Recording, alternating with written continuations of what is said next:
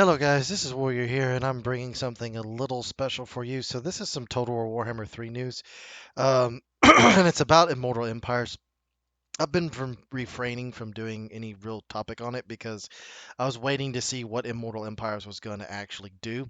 So this is from their official blog page that they just released on the 5th, and I'm doing this on the 7th because I have time to do it.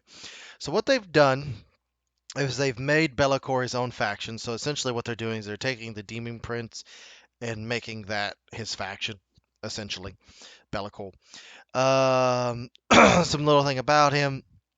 What I do like is the fact that they're making dedicated factions for some of the lords, and we're gonna get into that in a minute, like Grombrindle, Volkmar, Herman Ghost, and there's a few others, and we'll go through all of them real quick. Be'lakor is one of them. He'll start on the Isle of Wise, where you kind of get to pick which way you want to go. Here's old Be'lakor in his glory. Unholy manifestations, so they're changing chaos around, which it probably didn't need.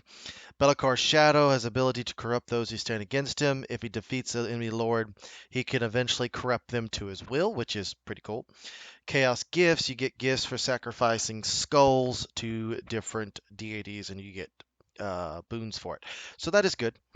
Dedicated factions, so this is Volkar the Grim. He is going to be starting in the Southlands.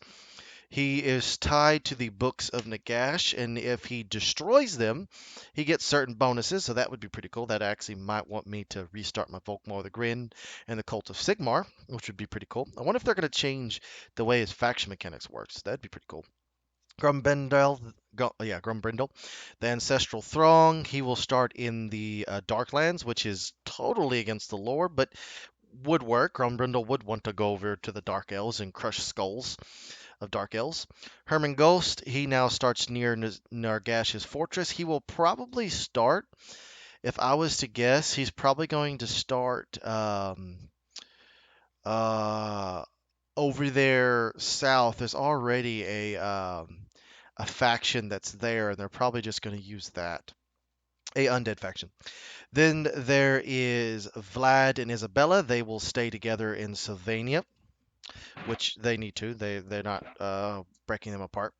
You have Sigvald the Magnificent. He now has his own chaos. So now you're going to have multiple different chaos lords, and they have different factions. Like he starts in the north, he starts somewhere else, and I think they're going to be doing this for several other dedicated factions. I hope a lot of the legendary lords that are kind of just stuck on their own. Is this a good thing? Yes, this is a good thing. Will this save Total Warhammer 3? I don't know. It's not doing well. I stopped playing it because I just got so frustrated at it that it was becoming unenjoyable what they had done to it. And it's mainly because it's not chaos, it's when you try and fight chaos. They make it to a point to where it's just and there was lots of faction mechanics that didn't make much sense to me. The incompetence and the total just we're going to attack the player, it just led to a lot of issues that I just abandoned the campaign because I just wasn't having fun anymore, and I'm not going to play a campaign if I lose interest in it, especially the fun value. I do these campaigns because I think these campaigns are fun, and I do them to have fun and provide a little bit of entertainment to you. I want to go back to Total Warhammer 3. I think this will do it, but then again, I don't have my hopes up. Um, I had reservations about Total Warhammer 3. You can go back and look when it was first announced. I had reservations. I still had them. I played it. It seemed fun. And maybe I was just going over euphoria and the newness of it. And then when that wore off, it wasn't fun anymore. And I'm hoping this does something different. Because if they bring any mechanics in from the chaos realm into this, it's not going to make it very fun. And I hope they don't do that. Because the casual player needs it to be simplified and not that difficult. And what I mean is you have difficulty ratings, but it does not to be so complex that you can do all these many things and you have to do all of them just to have a successful campaign. That's not what the majority of the player base is. The majority of the player base is I hop in for an hour or 3 or 4 hours a week, something like that. Not dedicating 8 hours of gameplay a day to this. We don't have that time. I don't have that time. And that's the problem. And Total Warhammer 3 is suffering because of it. Sometimes you have great ideas, but the implementations of it don't work out. And that's Total Warhammer 3 in a nutshell.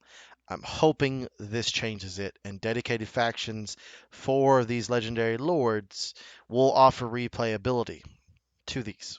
And I'm hoping this is not the end of it. I hope so much it's not. Because if it is, and this is the only ones they're doing, uh, I don't know. It's free. It'll be in Total Warhammer 3, and I'll probably get on there and play a little and see if I want to do a Let's Play on it, but I'll wait and see. So, until next time, this has been Wayne here. Hope you have a good rest of your day, and if you agree or if you disagree, put it down in the comment section, likes, dislikes, don't really care. I just wanted to get my opinions on it. Let me know how you feel, because I'm kind of interested to know how you feel. So, see you in the next one.